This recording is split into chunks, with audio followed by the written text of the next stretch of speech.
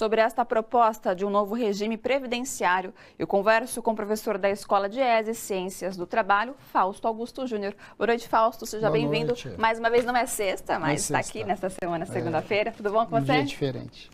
Bom, Fausto, para a gente iniciar aqui o nosso bate-papo, já era esperado que a reforma da Previdência fosse ser o primeiro assunto, enfim, a ser tratado no novo governo? Sem dúvida. Ela estava na pauta do dia, ela já está na pauta do Congresso Nacional, e o candidato e agora presidente eleito já tinha colocado a questão da Previdência como uma das suas prioridades. Não sabíamos direito quando ia entrar, não sabemos ainda se vai entrar agora. Até que existiam debates, né, que logo depois das eleições isso fosse retomado. Né, isso ainda é possível, né? Não sabemos como é que são os acordos dentro do Congresso, que vai voltando aos trabalhos agora, o Congresso tem que votar o orçamento, então isso também atrapalha um pouco o cronograma, né? Mas no primeiro semestre, certamente, ele vai colocar essa proposta ou alguma proposta que a gente ainda vai conhecer melhor, porque não há detalhes, só há alguns anúncios, algumas ideias, inclusive o candidato, o presidente eleito agora, ele é um tanto quanto contraditório. Ora ele fala uma coisa, ora ele fala outra. Nós pudemos ver essas ideias, já que não se participou tanto dos debates, né? Na verdade, não se discutiu economia na campanha, né? O que a gente ficou discutindo foi uma pauta muito mais ligada à moral e aos costumes do que a pauta propriamente dita do que vai acontecer com o Brasil a partir de 1º de janeiro.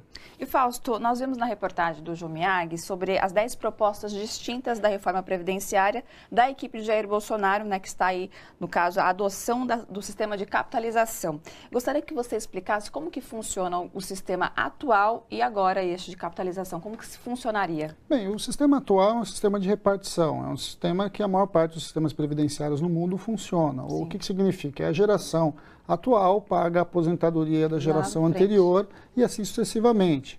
Ou seja, o conjunto de arrecadações previdenciárias de quem está trabalhando paga o salário dos aposentados, paga os benefícios dos aposentados atuais e assim sucessivamente.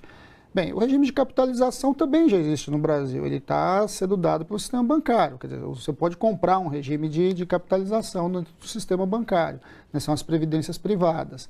Como é que funciona isso? É uma conta individual em que você vai acumulando todo mês uma quantia, um depósito, e no final do período contratado você pode resgatá-la de uma vez ou resgatá-la mensalmente. É óbvio que no regime geral você vai resgatá-la mensalmente, como acontece com as aposentadorias.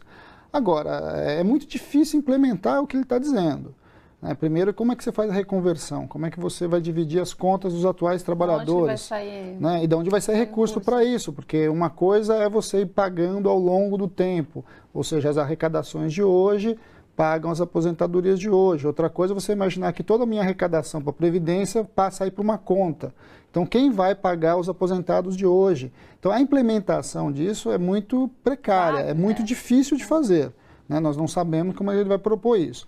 Agora, isso está ligado a um outro acordo, a uma outra proposta muito maior, que é compreender os direitos sociais como uma grande mercadoria.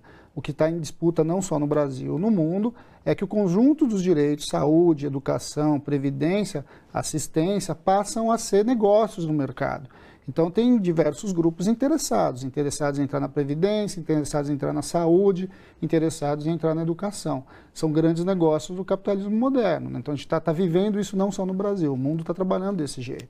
Bom, e nós temos exemplos, por exemplo, do Chile e da Argentina, que já adotaram, né, um regime semelhante a esse da capitalização e que não deu muito certo, né? No caso, por que não deu certo? E por que o regime de capitalização tem um problema grave, né? Quando a conta não fecha. O que aconteceu no Chile foram que as aposentadorias, depois do sujeito ter contribuído um largo período da sua vida, mal davam para o mínimo necessário para a sua sobrevivência. Para você ter uma ideia, se a gente implementasse o regime de capitalização hoje no Brasil, se a gente pegasse o que a gente já tem, né, o regime previdenciário, da aposentadoria privada, e tentasse fazer uma conta, uma pessoa que contribuiu sobre o salário mínimo durante 35 anos, estaria recebendo alguma coisa em torno de R$400. Ou seja, estaria recebendo menos da metade do que hoje ele recebe com uma taxa de salário mínimo.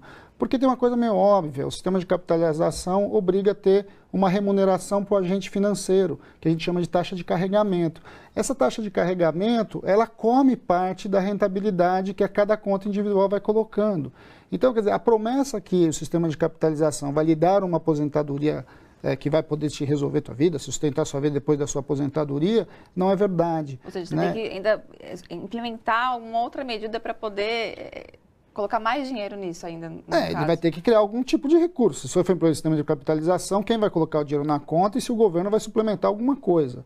O que a gente vê, às vezes, são sistemas mistos espalhados pelo mundo. Uma parte que no Brasil também, de certo modo, já é. Uma parte você tem aposentadoria complementar, você tem a aposentadoria do Estado e você pode contratar no banco a aposentadoria suplementar. Agora, uma aposentadoria direta do sistema de capitalização é muito difícil de parar em pé enquanto projeto. Então temos aí... De conjuntura. Aguardar não dá para a gente ter uma projeção a curto não dá. O que dá para saber é que fará a reforma da Previdência, isso não há dúvida. E nós temos que saber a capacidade que nós temos de reagir, a capacidade de convencer os congressistas que a reforma não é boa para o conjunto da população.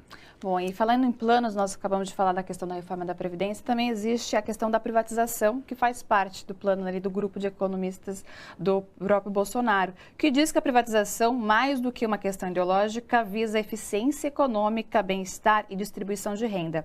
O foco, segundo o próprio Bolsonaro, é gerar mais competição. Seria esse o caminho, Fausto? Bem, primeiro que nós vamos ter que ouvir direito o que ele está chamando de privatização. Nós temos basicamente hoje o sistema financeiro, os grandes bancos públicos, a Petrobras e o sistema elétrico para privatizar. Do ponto de vista dos grandes empreendimentos que ele poderia, das grandes estatais que ele poderia privatizar. O resto é coisas menores, localizadas em determinados estados, em alguns segmentos. Agora, o que nós estamos falando de efetivar a privatização são essas três áreas. A pergunta é, ele vai privatizar a Petrobras? Ele vai privatizar o Banco do Brasil, a Caixa Econômica Federal? Ele vai privatizar todo o sistema Eletrobras? Uma vez que esses três sistemas são sistemas estratégicos, inclusive ele mesmo em algumas entrevistas se contradiz, em especial com relação ao sistema elétrico.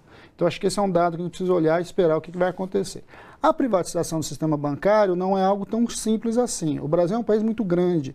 Ele precisa dos bancos públicos para garantir uma coisa muito simples. Não tem agricultura familiar sem o Banco do Brasil. Não tem sistema de habitação sem a Caixa Econômica Federal. Quer dizer, o sistema financeiro está preparado para absorver essas duas tarefas hoje, que estão postas ali. Todas as contas do FGTS estão na Caixa Econômica Federal. Você vai abrir para o mercado internacional, quer dizer, quem vai comprar o Banco do Brasil, a Caixa Econômica, será um grande banco internacional? Essa é uma pergunta. O sistema financeiro nacional vai aceitar um grande jogador internacional nessa questão? Nós também não sabemos. No caso da Petrobras, é mais grave ainda. O que está sendo feito hoje é uma venda em pedaços da empresa. Você está vendendo a exploração do petróleo, você está propondo venda de refinaria, distribuidores, etc. Como é que ele vai operar isso daí? Nós sabemos que a questão do governo, a questão do petróleo é fundamental. Vídeo que aconteceu com os caminhoneiros. Um processo efetivo de privatização do setor energético vai impactar diretamente a vida das pessoas. Com certeza. Fausto, obrigada mais uma vez pela sua participação. Até a próxima. Até a próxima.